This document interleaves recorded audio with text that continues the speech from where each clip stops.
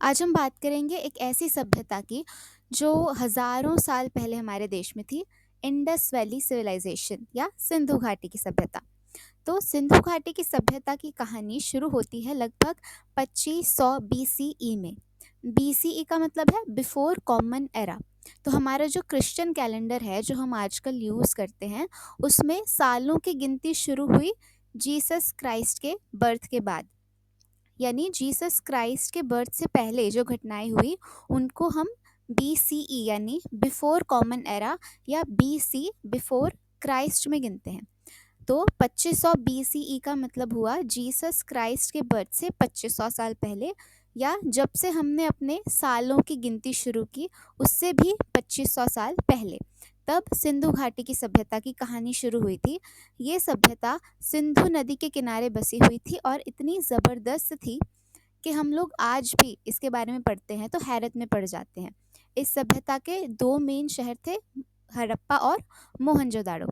हड़प्पा और मोहनजोदाड़ो इतने एडवांस थे कि आज भी सब लोग हैरान हो जाते हैं। इनकी सड़कों का लेआउट ग्रिड पैटर्न पे था और हर घर में एक प्राइवेट वेल और एक ड्रेनेज सिस्टम हुआ करता था। सोचो, हजारों साल पहले भी लोग इतने सफाई और प्लानिंग से रहते थे वहाँ पर।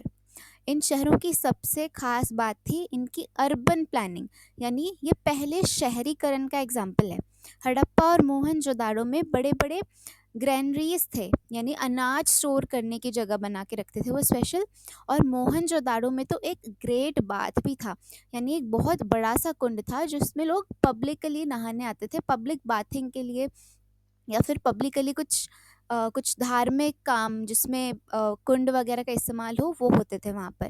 ग्रेट बाथ का एक बड़ा सा पानी का टैंक होता था जहाँ लोग नहाते थे और उसके आसपास कमरे बने होते थे जहाँ पर लोग कपड़े बदल सकते थे। ये बताता है कि उस समय के लोगों को साफ सफाई का बहुत ध्यान था। अब बात करते हैं उनकी इकोनॉमी की। इंडस वैली सिविलाइजेशन की इकोनॉमी मुख्य रूप से एग्रीकल्चर पे आधारित थी। कृषि करते थे लोग मुख्य रूप से। उनकी इकोनॉमी को ड्राइव करने के लिए या अर्थव्यवस्था का जो बेसिक चीज़ जो बेस था वो थी एग्रीकल्चर। वो गेहूँ, जौ, मटर और कपास उगाया करते थे।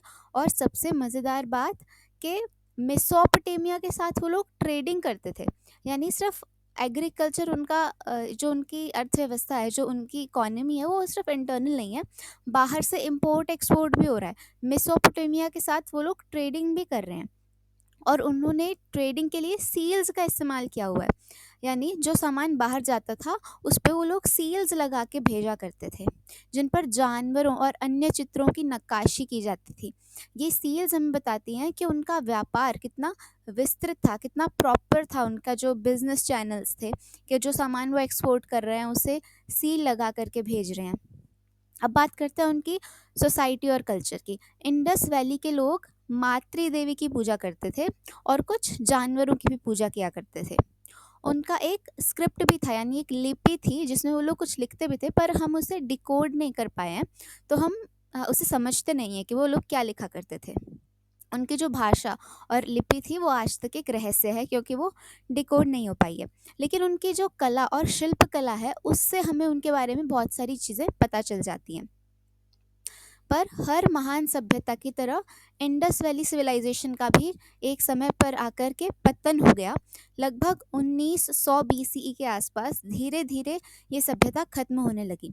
और इसके पीछे कई कारण हो सकते हैं, जैसे क्लाइमेट चेंज हो गया, या टेक्टोनिक एक्टिविटीज़ की वजह से भूकंप वगैरह आ गए, बाढ़ आ गई, या किसी जगह पर सूखा पड़ गया, या जिन नदियों का वो पानी इस्तेमाल करते थे उन नदियों का रास्ता बदल गया तो वहाँ पर पानी की कमी हो गई।